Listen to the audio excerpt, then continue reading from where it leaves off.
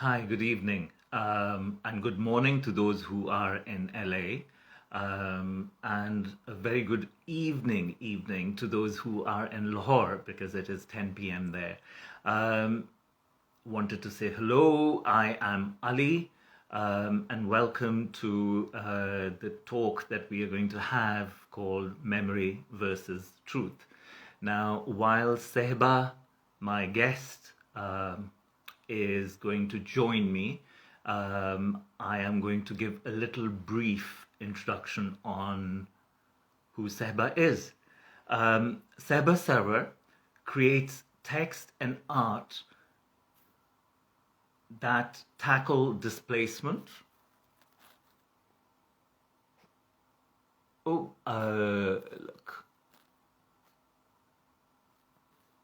I am just about to let Seba.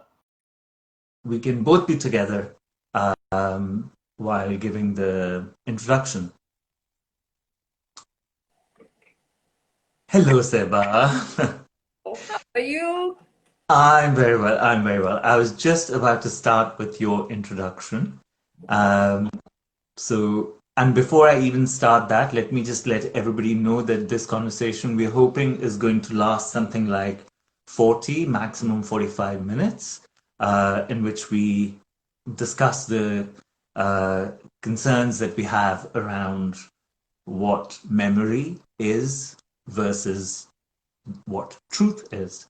So I'll I'll get on with introducing you, Seva, if I have your permission. Absolutely. Seva creates text and art that tackle displacement, migration, and women's issues. The second edition of her novel, Black Wings, was released in 2019.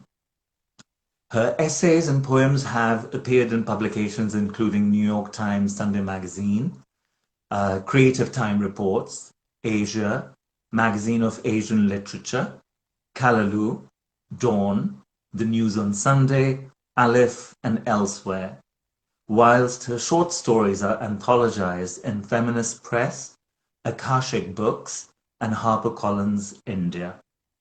Recipient of many artist awards, Sarwar has created site-specific art installations in Texas and California.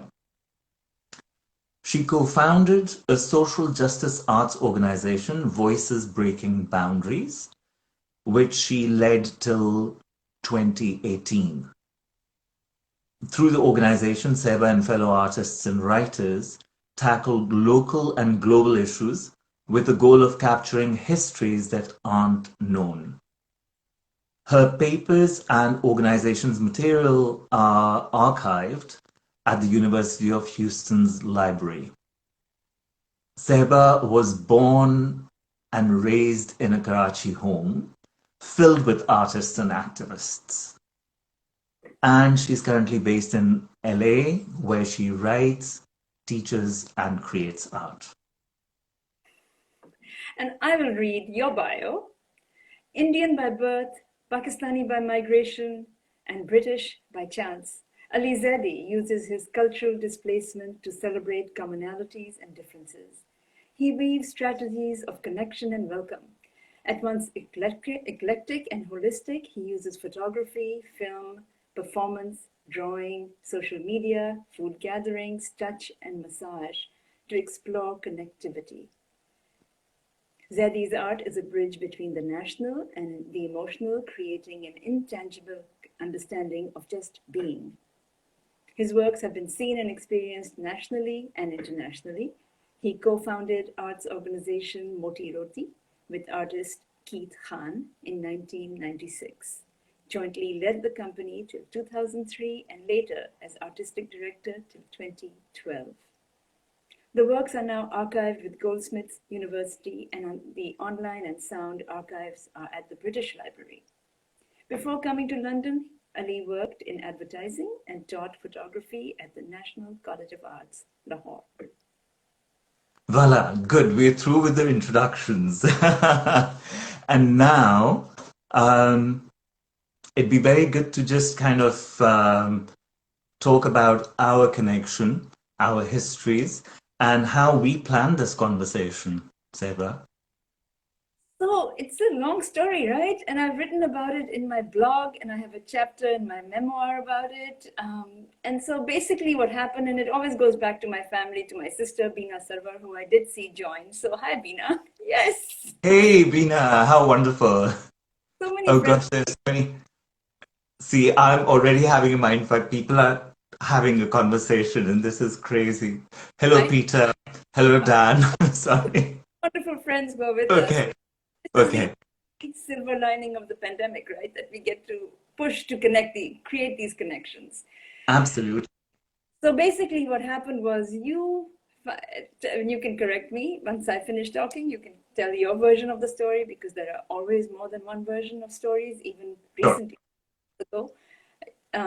You were going through your papers, through your art, and you were digging out archives, and you came across the photographs from 1987, spring 1987, when I was in Lahore. It was my lone adventure as a journalist, young journalist. I had just graduated from college. I was working at the Star, the most radical paper that Pakistan, English newspapers have known in Pakistan. And I was on an adventure to explore Lahore on my own, which I had, of course, visited many times. But doing the adventure with you and your friends from college was an amazing experience. And so you sent me those photographs through Bina because you had lost my contacts, and Bina was like, here she is. So anyway, you sent me those pictures, and I immediately contacted you back and loved them, posted them everywhere.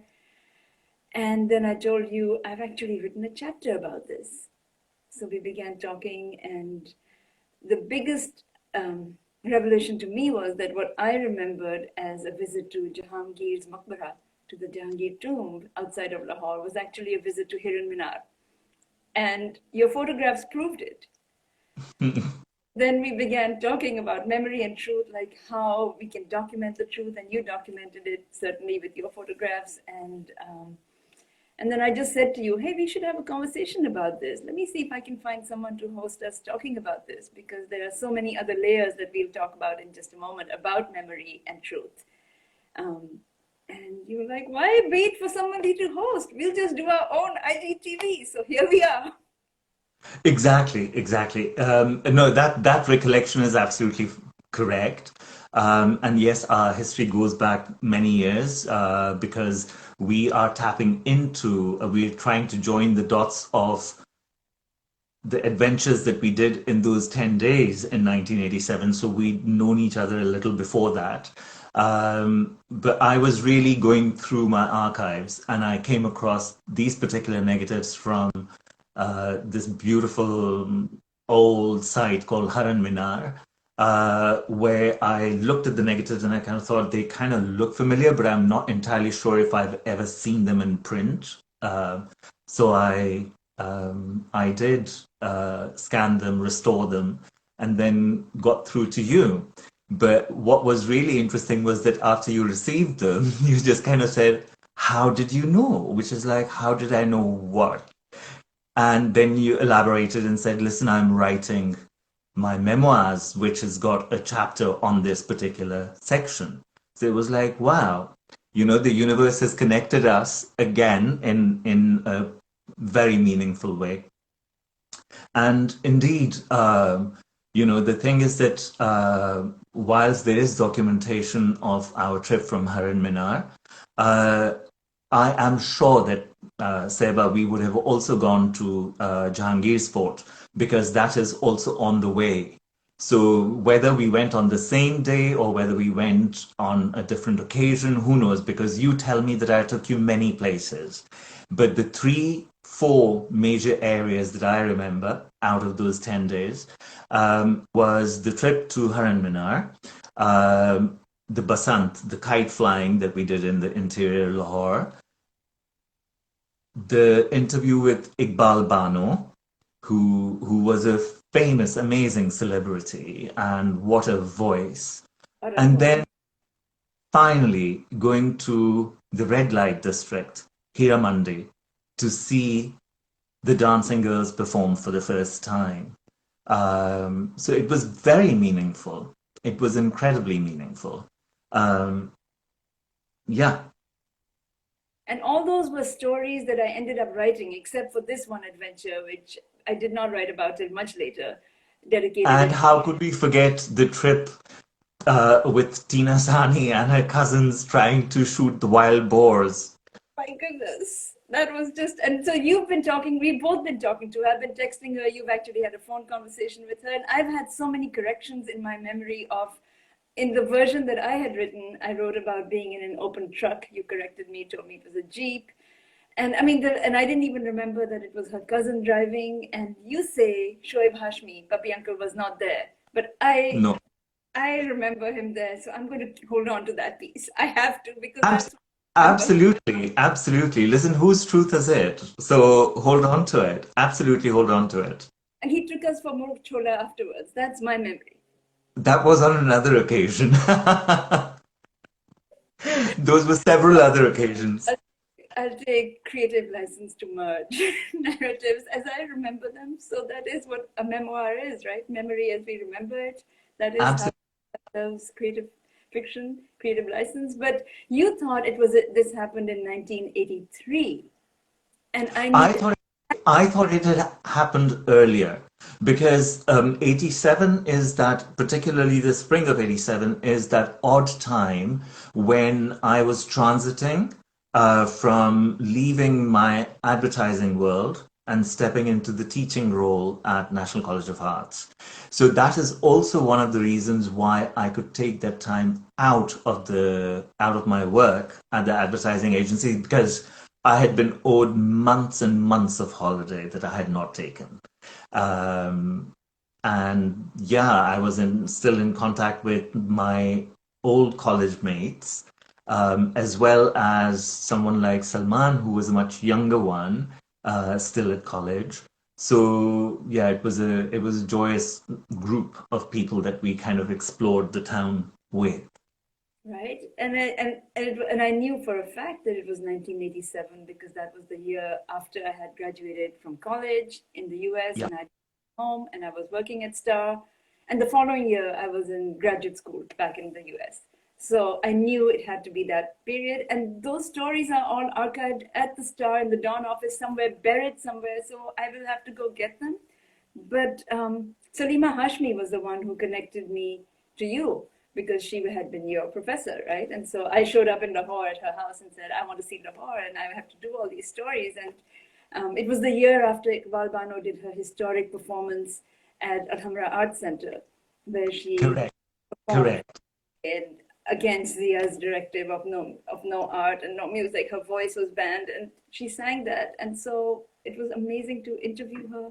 And in our preview that we did, you actually shared your excerpt, your memory of our visit to Hira Mandi, to the red light district, which oh my, those were such memories, right?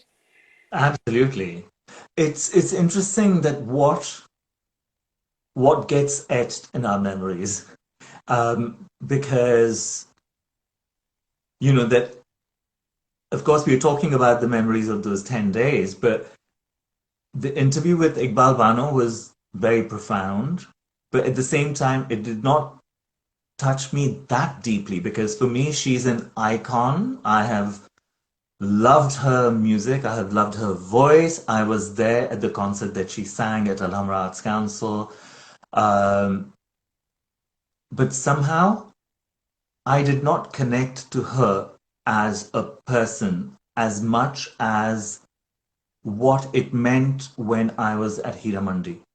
Because that walking into that space, into the red light area, was a big taboo, and things that I had seen growing up through the populist media, through the films and the cinemas and stuff, it was a completely diametrically opposite reality to what was there. So it was not even in my wildest of dreams. So henceforth, it is in my cellular memory now. And I would love to read that article once you manage to get hold of it from the Dawn archives. That'll be amazing to go through. Uh, But here's the thing. Here you are, not born in Lahore, but definitely living in Lahore for your most of your life.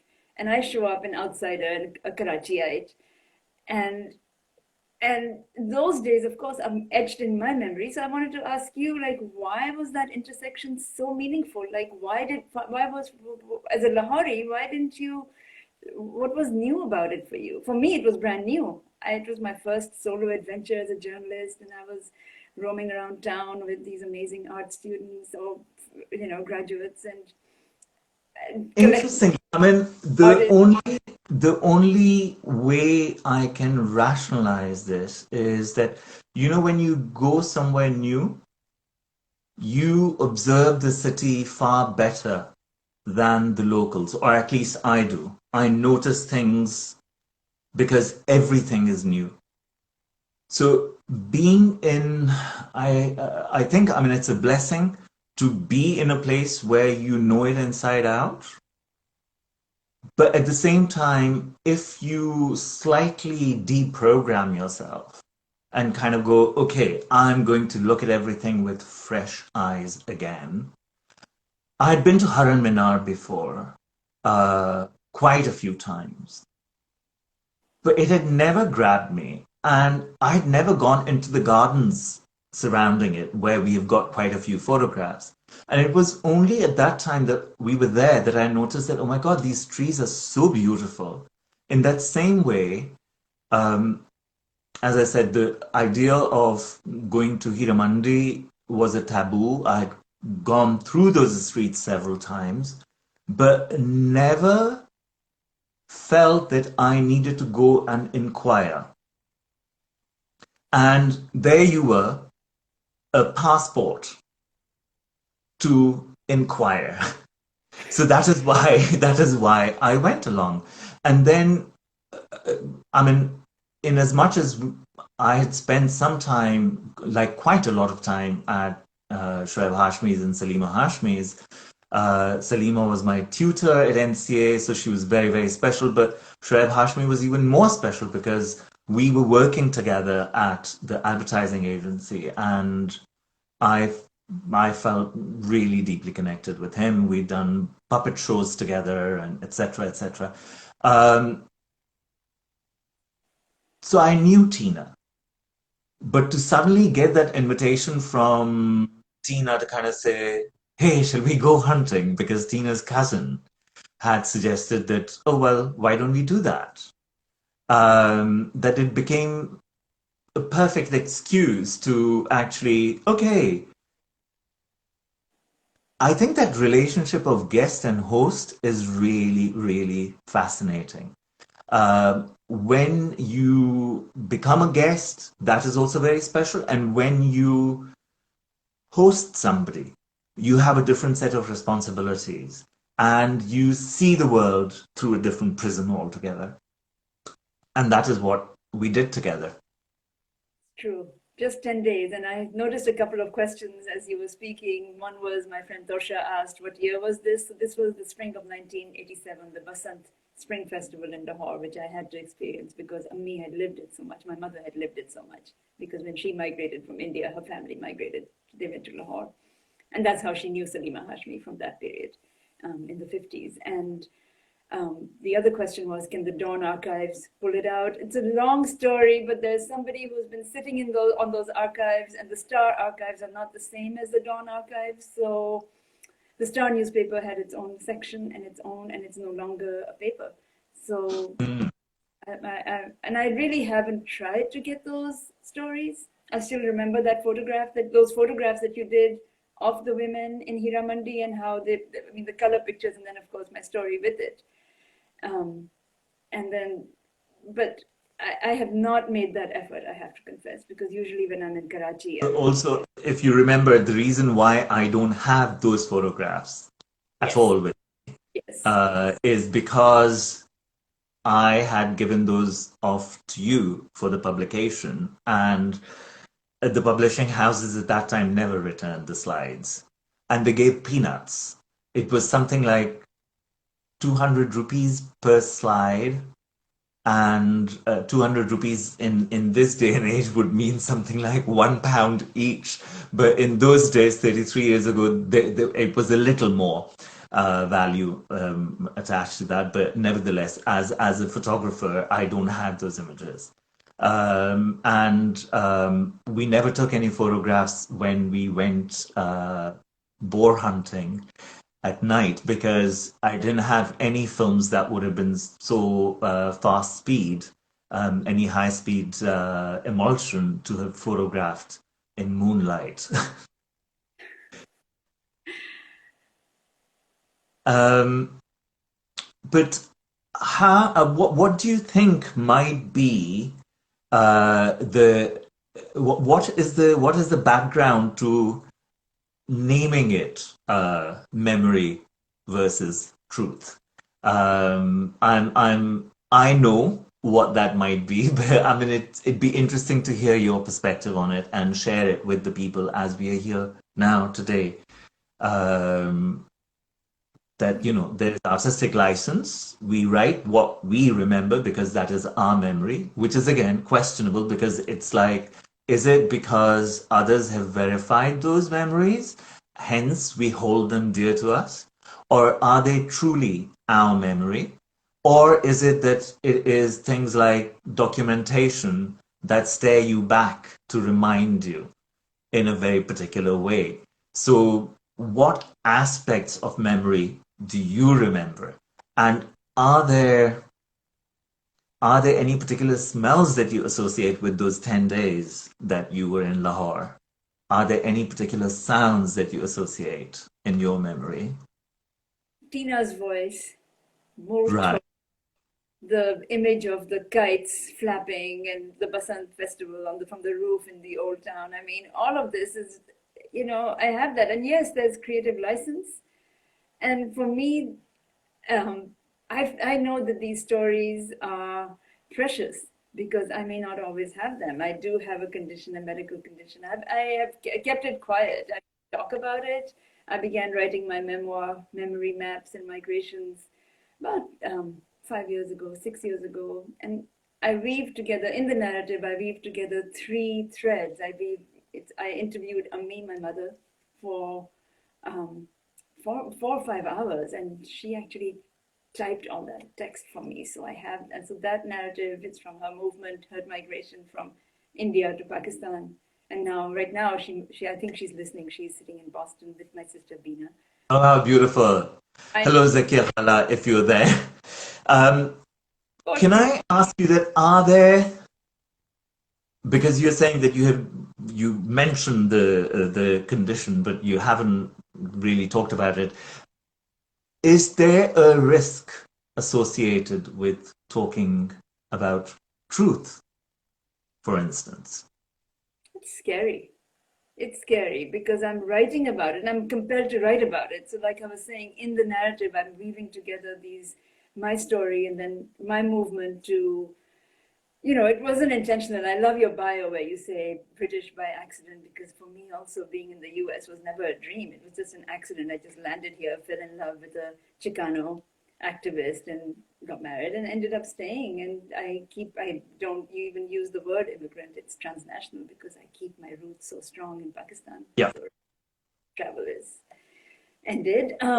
But I also write about having epilepsy and having been diagnosed, 20 years ago when I began to have seizures. And it's not, and the moment people hear epilepsy, they think of grand mal seizures, people passing out and writhing, whatever. Mine are very different, and it's just a flicker. I could have it right now on screen with you, and you might not know. But then again, I could have it and then forget minutes afterwards where I am, which has happened, or who I've been talking to. So depends on how strong it is.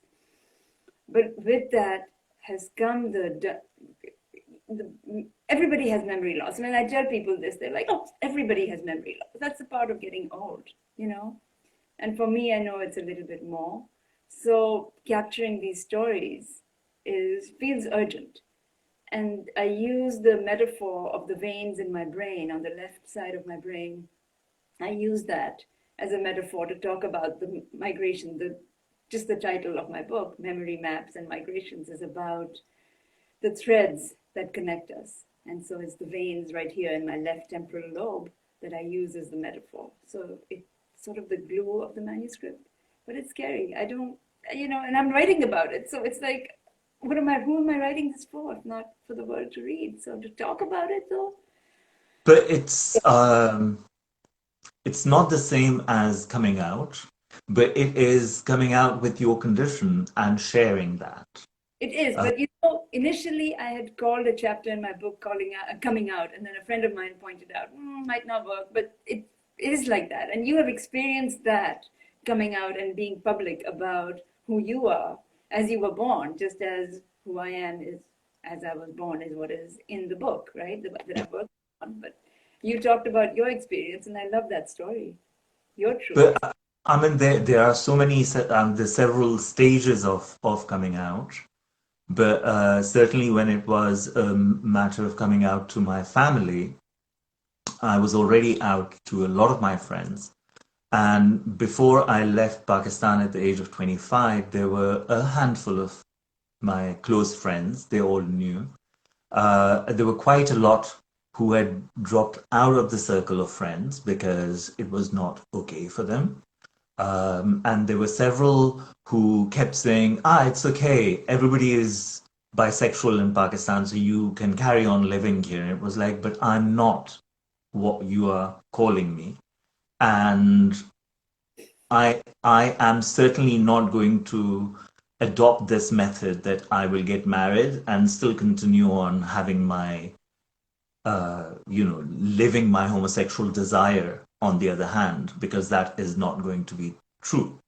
So when I came to UK in 88, actually, I didn't have a history. It was easier for me not to pretend and people took me for who I was rather than who I was meant to be or supposed to be. And with mum and dad, in fact, when I went back to Pakistan after a gap of 4 years, um, I'd taken my partner with me. Not to say that, hey, look, this is my partner, but to introduce him as my flatmate because we lived together in London and we had done projects together in London and so on. And they loved him as a person, except that my mum, on the second last day, she kind of wiggled my toe. We were given the same bedroom and we were sharing a double bed. Nobody batted an eyelid. But she called me out for a cup of tea and then she said, well, you have to look straight into my eyes and tell me something. You have to tell me the truth. So this is the moment of the truth, the risk of talking about truth. And she said, well, I've heard that you too do bad things in London. So I had to be so quick on my feet because it was like, holy cow, I can't look into my mum's eyes and lie. I'd never been able to do that. So I just kind of said, yes, twice a week, ma, before going to bed, we do bad things. And then I explained to her that we smoke a spliff, and she was like, what is a spliff? Which is like hashish, ma'am. And there were tears of relief on her face, saying, but you never smoked hashish here. Why the hell are you doing it there? And blah, blah, blah, blah. And then she kind of said, yeah, but I'd heard that you two have become gay boys. And it was partly nervousness, partly knowing actually what is her concern. At least she has worded it. So I just kind of said, Ma, where did you hear this terminology from? You can't turn into gay boys. Either you are or you're not. Um, and I said, don't say it loudly because he's sleeping, and if he overhears, to me, he means a world more to me than my brother. So I did not lie. And sure enough, a month later, we were conversing and on the telephone, and Keith was close by, and he said, "Oh, say hello to Auntie." And Mum said, "Oh yeah, give him my blessings, but tell me now, are you or are you not?" And I said, "Ma, I'm your child. You have seen me grow up, so yes, I am. And how come you never knew?" So she didn't have any examples to understand. And I think it's a similar situation where you are, that perhaps lots of people, Seva, they don't understand what memory loss is. And what most people understand from memory loss is dementia or Alzheimer's. And for a long time, I feared that I might be heading towards Alzheimer's because I forget names. But then, out of the gazillions of people I know, how can I retain those names? I retain faces. My world is visual. That is why I retain faces. But it's important to talk because they, in the same way that sharing the coming out story is important for those who may be in the process of coming out. I mean, for me, it is only anecdotal now, looking back at it, because I don't even get any palpitations anymore because it's like I am who I am now. Do I really care what somebody else would think of my sexuality? It is not their business. But when I am in Pakistan, I have to be careful.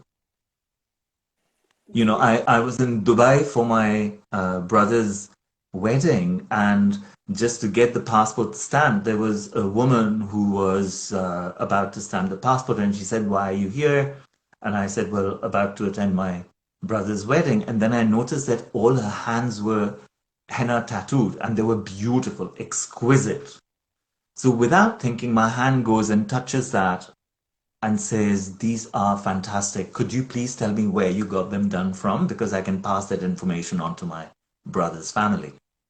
I said, "What did you just do?" So I said, "I asked you about the name." And very sternly, she just kind of said, "You touched me." And there were two security people who just came towards me. And I said, "But listen, I'm gay. Relax, you know? There's no intention of touching you with any other reason than I'm sorry I touched you, but uh, just remain calm. It was not a sexual touch." She stamped and then she said, "Don't ever say that while you're here." Which is like, say what? I mean, I was just not thinking because I was in a different context altogether. He said, "Don't go around telling people that you're gay and go." Uh, So when I'm in Pakistan, I have to be careful, even though the Pakistani culture is such that you can walk hand in hand and nobody gives a flying toss that, you know, there are two men walking hand in hand. But yet at the same time, if somebody reports you, then you are in trouble. You know, so those are the spaces where you have to be careful about how much you reveal and what is the truth that you're about to divulge. True. And when you put it in a book and you put it on IGTV, you don't know who's listening, so you can't control, right? It's kind of it's Yeah, out. So I mean, yeah. I have performances about in Houston, and some of you, uh, I saw Sukada come on, and Bina was there, and Ammi was there. I've done performances in Houston in which I tackle the issues, but that's a more controlled environment where in a Yeah. city I feel very safe. I lived in Houston for 20 plus years, so I But can. while we are here and it's a safe space between us and those who are watching us, uh, one hopes. But even if it is not safe and somebody is going to use this for some other purpose, it's we'll see what happens. But um, I had one question, which was that what are your fears associated with memory? Ooh, you'd want to take that one first, or I can answer Okay. it. No, What? I'll very briefly touch on that. As I had mentioned that there was a time that I seriously thought that, you know, I'm heading towards Alzheimer's because uh, a very dear friend of mine, Fatma, her mother had suffered Alzheimer's for 10 years and then she passed away. And around the time that I suggested to my producers that we need to do a lab in which we call artists and writers and practitioners creative practitioners to explore what memory means, um, there were lots of questions going through my mind. It was almost like, understanding that letting go is so important, because in many ways, fears are a result of memory. If we don't remember something bad or something which is not supposed to be, why would we ever get afraid? So, to and then I also had thought that, maybe the teachings of Jesus were a bit odd in the sense that you slap on one side and you kind of go, okay, here's my other cheek, slap. Uh, was that an indication of Alzheimer's? Or was that a very beautiful way of saying you also need to have the space to forget because you can't hold on to everything? And then I had also met somebody on the train while I was going up to Victoria Station, and this poor woman was really, really anxious. She had just come from attending the funeral of a brother who had died of Alzheimer's. So my curiosity was, how did he die of Alzheimer's? And she said, well, his heart forgot to beat. And that was just like, whoa, how incredible is that? So there, for me, loss of memory, or memory itself holds many things. It's not black and white for me. So there, where there are fears, there are also, I always try to see the silver lining in that. But okay, I've told you mine, so now you can tell me yours. No, that's a beautiful way to look at it. Like, if you forget, then what is there to be afraid? Memory is what locks us into fear. If we can be fearless if we don't remember that, um, walking alone at, walking in, jumping into water without knowing how to swim is scary, then we can just do that. And then we'll just flap our arms and we'll learn how to swim. We Yeah. don't worry. Or, even with children, I remember teaching my daughter Minal how to get on a bike. It was just like, just sit on it and just bike. And she has no memory of falling, so she doesn't know, you know. So yeah, no, and for me, the fears of just we have Alzheimer's in our family too. My grandmother had that. So and Ammi, I know, is very afraid of that also. So, and for Oh, me, Ilona. Goodbye, Ilona. Thank you for being here. Sorry, I can't read. I can read closer without my glasses, but um, thank you for being here. Sorry, Bina. Seba, continue. we're all the same. Tina threw in a line, an interjection in between. There are no safe spaces on the internet, darling, she said. So I know that. I totally know. That's why this was more scary. This was why this was more nerve-wracking. But whatever. It is what it is. And I am writing a book. And the fears of memory, I think for me, it's really important to capture those stories as I remember them. I mean, it's just in the correction that you've given me over the time that you read that chapter and talking about who was on that wild boar hunt, which is not what I remembered. It's been so amazing. And I think my fear is that of losing it. I'm not Right. afraid. I'm not afraid of sharing it as much. I'm more afraid of losing it, and I'm more afraid of getting it wrong. But then again, I know I have creative license, but as much as I can correct, I want to correct. And I want to get the story um, as close to my truth as I lived it in that moment. And my truth as I lived it in that moment is not the same truth as the person next to me on the bus or the subway or in the car, even my family member. It is not the same. Of course, that can never be. That can never be. It's not. Because all of us see the reality that we want to see. Through a different, Uh, as a through a camera. different prism, through a different, exactly. Because for me, the fine line between truth and a lie is very, very fine. Um, I mean, just going back to the case of the wild boar hunt and that night, strangely, I was curious to know the other people who were with us. So I remembered some, but it was wonderful to connect to Tina to find out a bit more. And only day before yesterday, she texted me again saying there was another woman with us. So her cousin, who was driving the Jeep, Salman, his younger sister was with us, but obliterated from my memory. So if we were to write about it and, I don't know, give it the status of a textbook or make it into a history book, then it would be questionable and problematic. Because who is there to challenge your individual memory? I would live with my individual memory as much as I want to, and nobody can take that away from me. But when it comes to collective memory,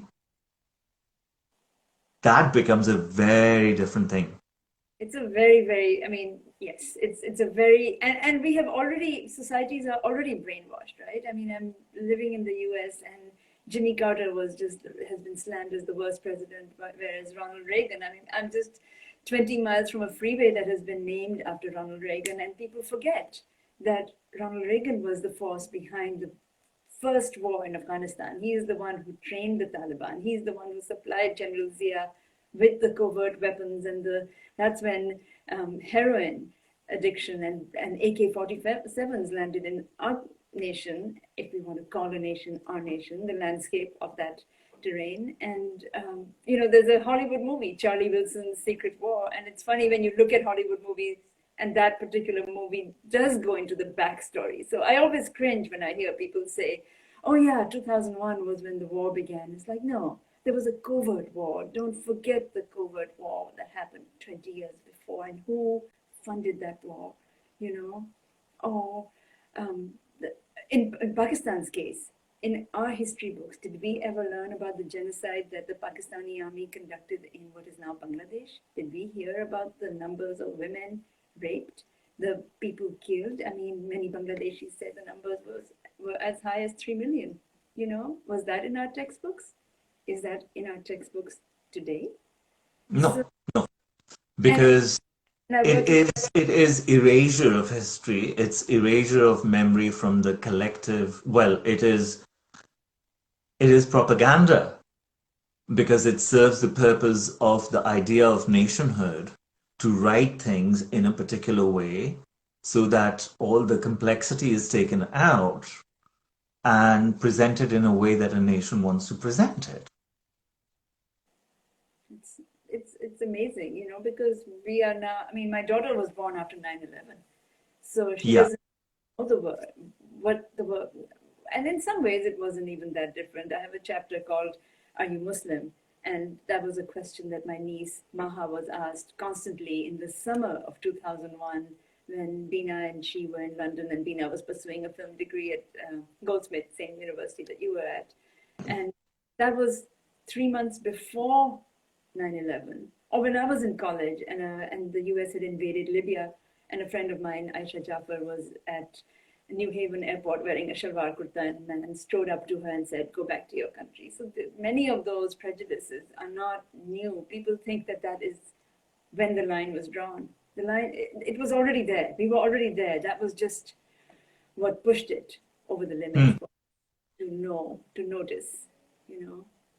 Well, I was going to say prejudices also are a product of memory. Uh, so if there was one of my couch surfer guests who had brought a little badge which said prejudice free. So it was almost like, you have to wake up every morning and release a lot of the memories that become your prejudices, because otherwise it becomes impossible to navigate. It becomes impossible to find your own truth. Because if I were to go by those prejudices, I would not have survived. India, Pakistan, we migrated. So I mean, I was a child. I was not involved in that decision making, but my parents were, and much later in late 60s, so there were many, many others like me, and there are still many others like me who have got families, extended families in one part of the country and otherwise. and the nations are there to kind of enforce that prejudice and hatred. I was working on my friend's film as a creative producer, and we were filming in India, in Madhya Pradesh. And he told me, he said, Ali Baba, please don't tell them that you're from Pakistan. Just tell them that you are from London and it is not wrong. So there I am speaking Hindi, and they didn't even ask for my passport at the hotel. 3 days later, the manager came knocking on my door saying, Ali, there has been some mistake, but I don't understand. There is a letter that has come from the embassy saying that you are British and you were previously Pakistani. So you need to sign and show me your passport, please. So it was like, yeah, sure. So he said, but how can you be from Pakistan? It was like, because I grew up there, you know? And he said, but you speak Hindi so well. So I said, I'm not speaking Hindi, I'm speaking Urdu. And he was like, no, but you are our brother. Which is like, of course I am your brother, you know? And then the moment that guy knew, the entire market knew that I was from Pakistan. And there was not a sense of hatred. There were people who would give me the free fruit saying, you're from Pakistan and we have never been to Pakistan. So when Beena has been doing Aman Ki Asha, it touches my heart deeply because on a human level, on a personal human to human interaction level, uh, people have bypassed a lot of those prejudices. Nobody's saying that evil did not happen. Evil happened, and it happened on both sides, from many sides. But we have to learn forgiveness. If we have to continue on in our lives, we have to forgive. Because that way there's a huge weight off our shoulders. It's difficult, yeah, to choose when to forgive and when to hold on to it. I think of Palestinians, I think of the Palestine, the land of the No, Palestinians. I don't. I'm not saying that I would ever forget those things. I'm saying that I would forgive those because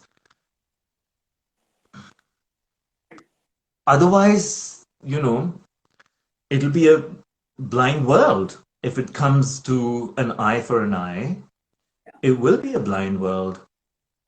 This is a very old question. Beena wants to know which year was your visit to Madhya Pradesh? It was 2016 or 2017? 2017. No, 2016 was when we made the film. Karbi Hub. And I've done so many visits to India. I mean, I was an intern in Calcutta working at the Telegraph. I've been to Delhi as recently as 2014, and I've never ever had any prejudice at all. People are people, It's just, I mean, I remember even one driver was telling me, "Oh, madam, you are from Pakistan, and all Pakistanis are good, but we must, get Kashmir. We must defend our border. It's not nothing about you that's wrong, but we must defend the border." You know, I mean, it's, but when you meet face to face, it's the differences do melt. So, Yeah. and I know that there's a project that one of my friends, Hadila Sali, was telling me about. She's Palestinian, and where they were doing a camp in the US actually for Palestinian and Jewish Israeli children, and they would work together in the camp, and then return to their homes, and with the hope that that kind of tolerance would spread the awareness and recognition that, hey, these are humans. We cannot treat humans like this, so. Seba, we'd said 45 minutes. It's 50 minutes. Oh, we should wrap up. Yeah, we should definitely wrap up. We should definitely wrap up. Is there anything particularly coming up within the wrapping up moment? I also feel that it'd be good to kind of pull particular topics that may come out of this for us to revisit again. I would love to revisit again and to hear what, I mean, hard to keep up with all the comments coming through, and I just am so grateful for all the friends who joined in. I saw all But the you know, I am such a Luddite. I wouldn't even know how to get back to reading some of these comments. So my apologies already.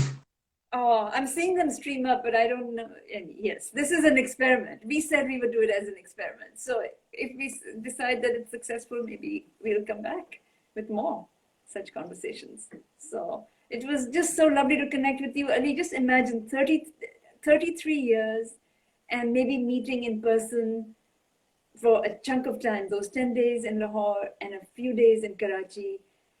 And over that time, we have Were stayed. you with were you there in Karachi at the time that with your family we went to the beach to Hawke's Bay and watched the turtles come and lay eggs at night? Were I've done you with us? Probably. I've done it so many times. Ah, I, okay, that's not okay. that was Ammi's. That is what Ammi did when visitors But came. Zakia Khala can confirm if you were or you weren't. Trust her memory to confirm that time. I probably was. I was there when you were there, and we have photographs because you took this beautiful picture of me that's Oh framed. yes, yes, yes, yes. You were, Seba. You were. I have got some slides. There's a I picture remember. of my brother. There's a picture of Bina. There's posing. Exactly. And those Exactly. Exactly. And there was a friend of yours who had a Jeep. One of your friends had a Jeep. अब ये तो मुझे नहीं याद. I I don't. remember that. Okay, Seba, thank you so much. Thank you. And thank you everybody who came and joined this conversation. As Seba said, this was an experiment, and if you would like us to do some more of these IGTV conversations, then do let us know. Take care and lots of love. Lots of love. Oh, that's Debbie. Bye. All right. Bye.